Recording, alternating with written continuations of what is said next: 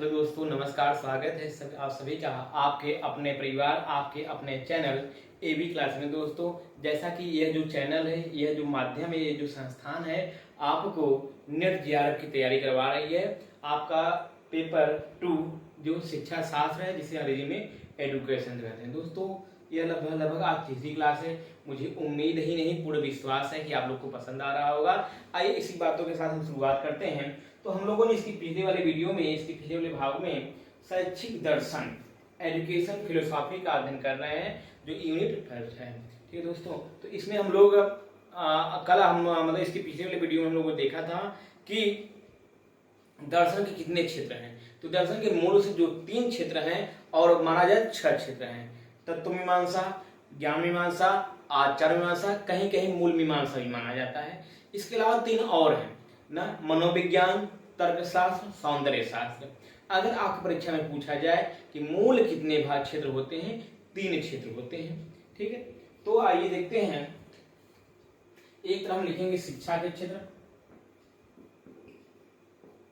शिक्षा के क्षेत्र, और एक तरफ लिखेंगे दर्शन के क्षेत्र, दर्शन के क्षेत्र। ठीक, तो दोस्तों शिक्षा के जो क्षेत्र है वह सबसे पहला है अनौपचारिक शिक्षा। अनौपचारिक शिक्षा है।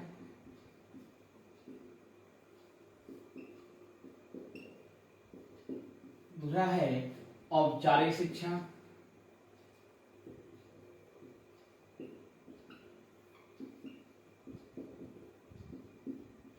और तीसरा है निरौपचारिक शिक्षा। निरौपचारिक शिक्षा। ठीक, इसके अलावा एक और माना जाए, मुख्य जो है वो तो 3 ही है, औपचारिक, अनौपचारिक और निरौपचारिक। एक और माना जाता है जिसे कहते हैं प्रौढ़ शिक्षा। तो प्रौढ़ शिक्षा का जो समय है वह समय कब से माना जाता है दोस्तों? तो प्रौढ़ शिक्षा का जो समय है, कहीं कहीं आपको 15 से 35 साल मिलेगा और कहीं कहीं आपको 18 से 35 साल का जो समय होता है वो प्रौढ़ शिक्षा का समय होता है ना। अगर आपकी ऑप्शन में दोनों दिया गया है तो हम जो मानेंगे वो 18 से 35 वाला जो होता है वही सही होगा, उसी को माना जाएगा। ठीक है, ये शिक्षा के क्षेत्र माने जाते हैं। औपचारिक शिक्षा, अनौपचारिक, पहला है अनौपचारिक शिक्षा, दूसरा है औपचारिक शिक्षा, तीसरा है निरौपचारिक शिक्षा, या इसी कहते हैं दूरस्थ शिक्षा। क्या कहते हैं? इसी कहते हैं दूरस्थ शिक्षा। ठीक दोस्तों, और दर्शन के जो क्षेत्र हैं उसको देख लेते हैं। तो दर्शन के क्षेत्र में पहले हम कल आपको बताए थे कि तत्व मीमांसा, तत्व मीमांसा, दूसरा है ज्ञान मीमांसा, ज्ञान मीमांसा, और तीसरा है आचार मीमांसा। आचार मीमांसा। ठीक है, कहीं कहीं हमें आपको मूल मीमांसा भी देखने को मिल जाता है, मूल्य मीमांसा। ठीक है, ये मुख्य प्रकार है। और जो गौण प्रकार माने जाते हैं वह है, अगला जो गौण होगा, जो मैंने कल आप लोग को बताया था, ठीक है, कि मनोविज्ञान, तर्कशास्त्र और सौंदर्य शास्त्र। सौंदर्य शास्त्र। ठीक है,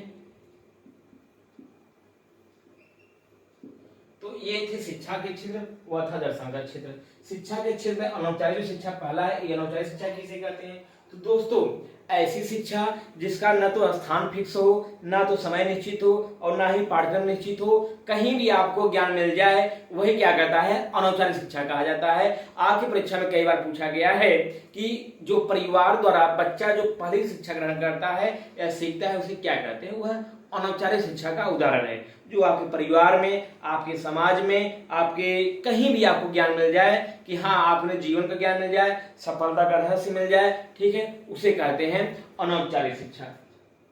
ठीक है, औपचारिक शिक्षा क्या है? तो दोस्तों अगर कहा जाए औपचारिक शिक्षा का कि जिसका एक निश्चित समय हो, जिसका एक निश्चित स्थान हो और जिसका एक निश्चित पाठ्यक्रम हो, उसके अंतर्गत जो शिक्षा दिया जाता है और लिया जाता है उसे कहते हैं औपचारिक शिक्षा। इसका सबसे जो उदाहरण है वह है विद्यालय।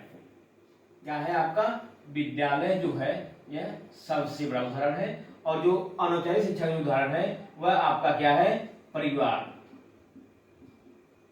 ठीक। अगला आता है निरौपचारिक शिक्षा। निरौपचारिक शिक्षा क्या होती है दोस्तों?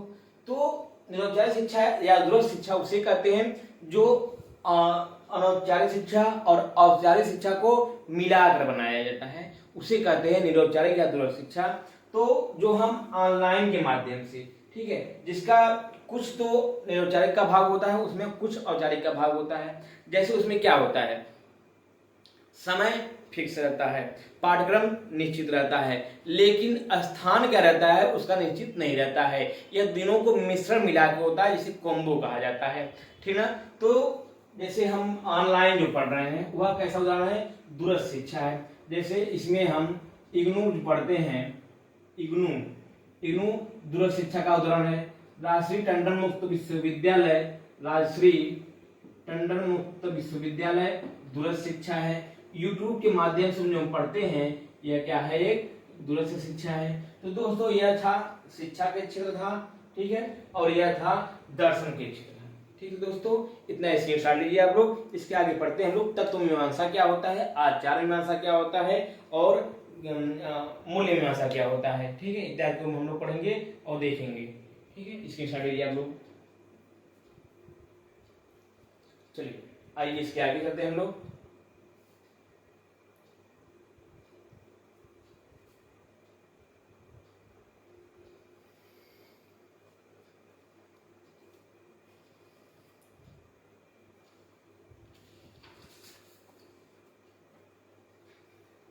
ठीक,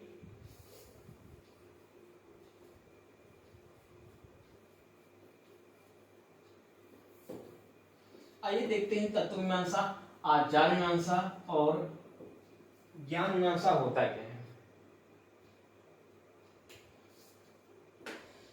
पहले हम देखते हैं तत्व मीमांसा। तत्व मीमांसा यह क्या है?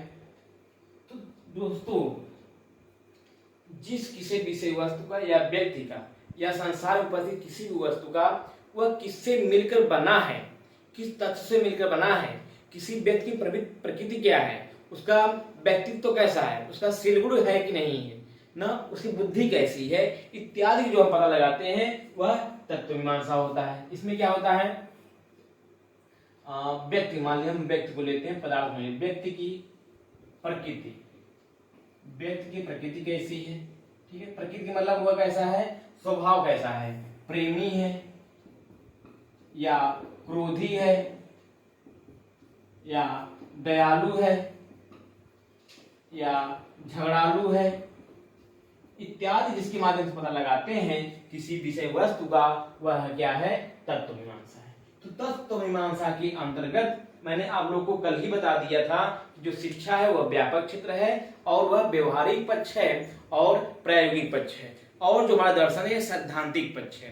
ठीक है, तो इसके अंतर्गत आएगा क्या क्या? तत्व मीमांसा के अंतर्गत अगर हम शिक्षा के घटक देखें, तत्व मीमांसा के अंतर्गत शिक्षा के घटक क्या क्या आ सकता है?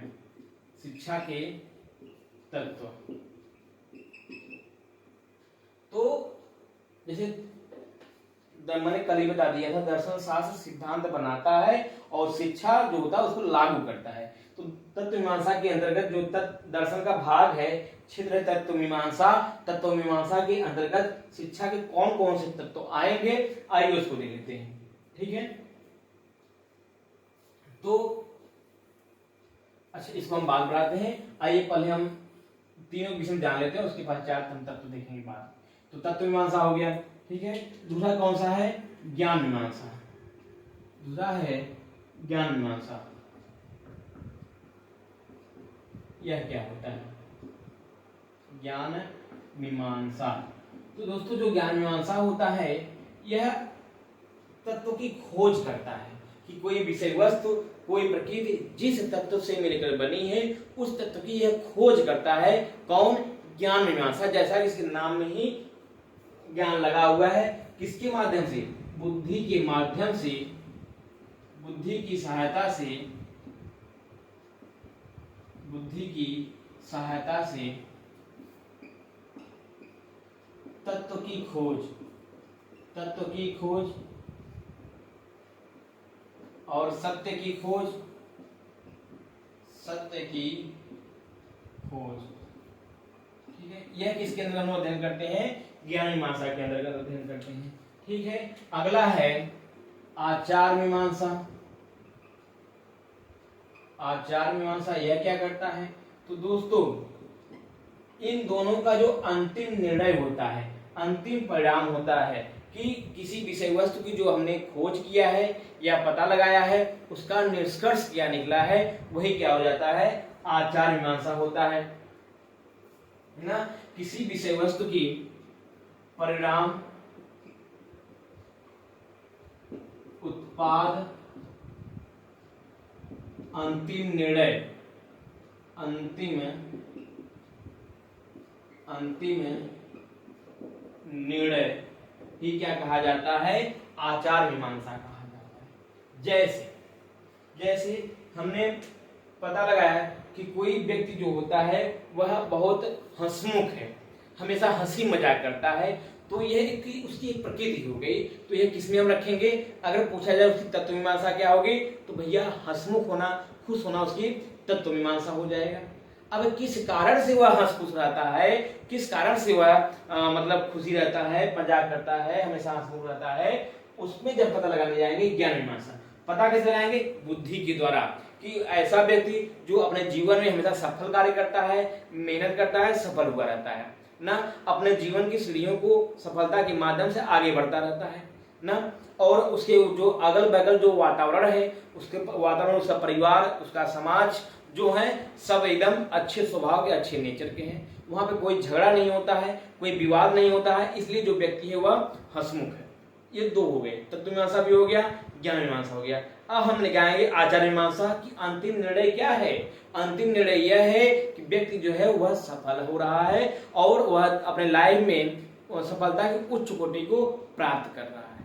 तो इस तरीके से हम लोगों ने तत्व मीमांसा, ज्ञान मीमांसा, आचार मीमांसा, तीन मीमांसा देख लिया। ठीक है, अब हम देखते हैं शिक्षा के घटक कौन कौन से हैं।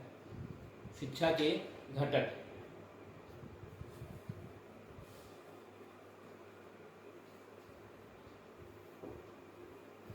तो दोस्तों शिक्षा के घटक अगर लिया जाए तो शिक्षा प्रारंभ से लेकर शिक्षा कहाँ दी जाती है वहां वो लेकर और शिक्षा के अंतिम निर्णय तक लेने को कहा कहता है शिक्षा के घटक जो उसमें शामिल होते हैं। शिक्षा के तत्व या घटक, शिक्षा के तत्व, तत्व में क्या क्या है आएगा, आइए हम लोग देखते हैं। शिक्षा का अर्थ, शिक्षा का अर्थ पहला, शिक्षा का उद्देश्य ना, तीसरा शिक्षा का उद्देश्य, पाठ्यक्रम,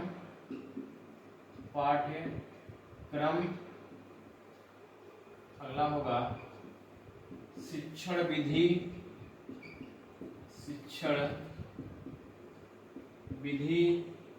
अगला होगा छात्र शिक्षक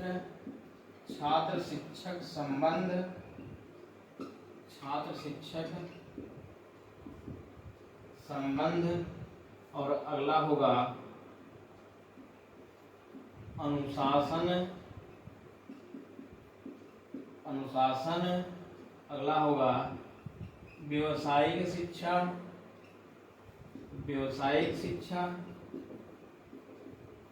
स्त्री शिक्षा,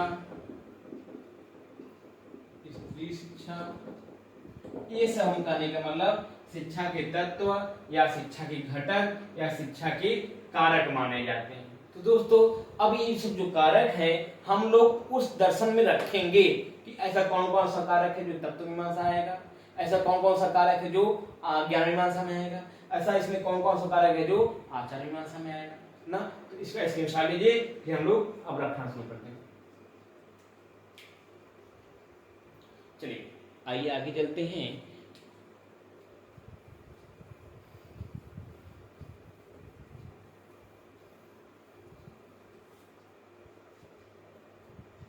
तो तत्व मीमांसा में क्या क्या रहेगा, तत्व मीमांसा में रहेगा आपका शिक्षण का उद्देश्य, शिक्षण का छात्र शिक्षक संबंध और शिक्षक का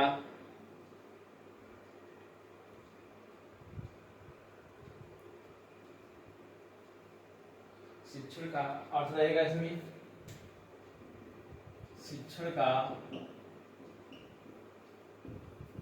अर्थ, शिक्षण का उद्देश्य, शिक्षण का उद्देश्य, सत्य की खोज, सत्य की खोज और छात्र शिक्षक संबंध, छात्र शिक्षक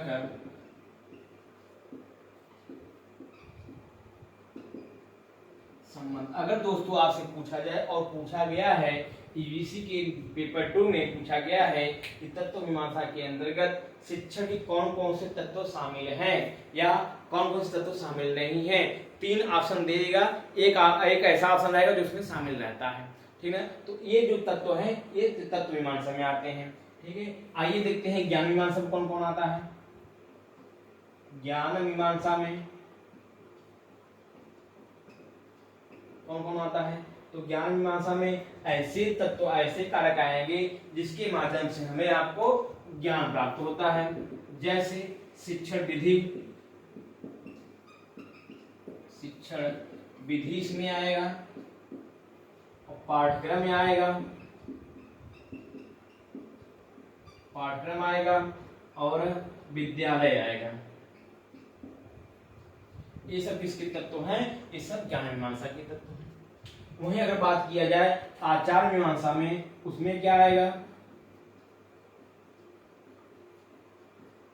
तो दोस्तों आचार मीमांसा में जो आएगा वो आएगा अनुशासन, क्या आएगा, अनुशासन आएगा।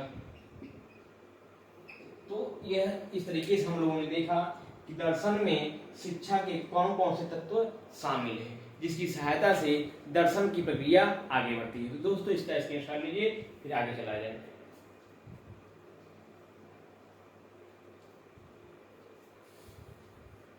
तो अगर बात किया जाए दर्शन की, तो दोस्तों दर्शन को हम 2 भागों में बांटकर अध्ययन करेंगे, एक है पाश्चात्य दर्शन और एक है भारतीय दर्शन। दोस्तों इसके आज के लिए भी इतना ही।